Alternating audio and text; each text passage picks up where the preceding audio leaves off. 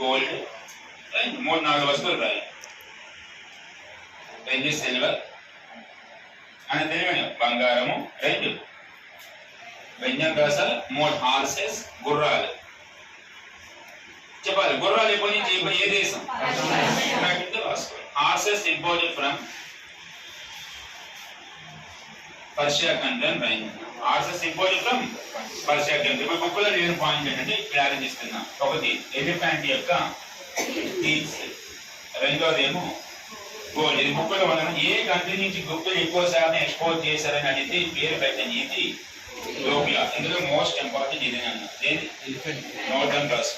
ఏనుగు దంతాలు ఎక్స్ట్రా కింద యాడ్ చేసుకున్నాను, బుక్లో ఉండదు. Elephant teeths, gold imported from, ఏనుగు దంతాలు బంగారాన్ని ఇథియోపియా దేశం నుంచి దిగుమతి చేసుకున్నారు. Elephant teeths and gold imported from Ethiopia country. Ethiopia దేశం నుంచి తీసుకొచ్చాను రాసి వదిలేసాను. ఎలిఫెంట్ యొక్క టీత్స్ దేనికి ఉపయోగిస్తారు నన్ను ఎవరో చెప్పండి. అప్పుడు ఏనుగు దంతాలు మనం దిగుమతి చేసుకున్నా చెప్పాము. ఎలిఫెంట్ దేనికి ఉపయోగిస్తారు చెప్పాలి. మెడికల్ ఔషధాల్లో తయారు చేసినట్టు ఉపయోగిస్తారు. ఒక రా మెటీరియల్ ఏది? ఎలిఫెంట్ యొక్క తీసుకొస్తారు. ఎగ్జాంపుల్ చెప్పండి. మనం అడవి ప్రాంతాల్లో కొంతమంది వన్యమృగాలు వేటాడుతారు. ఎగ్జాంపుల్ ఎలిఫెంట్స్ ఎందుకు ఎలిఫెంట్స్ ఎందుకు తీస్తున్నారు? దాని యొక్క దేనికి తప్ప బాడీని దేనికి ఉపయోగించారు అన్న.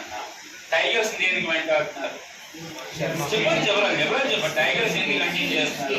టైగర్ యొక్క స్కిన్ దానికున్న నీకు సంతమించి దాన్ని ఏం చేయలేక నన్ను అర్థమవుతున్నా. డీల్ దేనికి వాడతారంటే మీట్ నన్ను అర్థమవుతున్న మాంసం గురించి వాడతారు. దేన్ని? చికెన్. అట్లా ఒక వస్తువులో కొన్ని వస్తువు పాయింట్స్ ఇంపార్టెంట్ వాల్యూ ఎక్కువ ఉంటుంది కాబట్టి వాటిని ఆ విధంగా పెడతారు. మిగతా ఏది మాంసాన్ని కూడా వాళ్ళు తీసుకోరు నాన్న. క్లియర్ వరకు ఒక క్వశ్చన్ రైజింగ్ ఏంటి? గుప్తా డైనాసిటీ వాళ్ళు ఇండియా మొత్తాన్ని రూల్ చేస్తారు.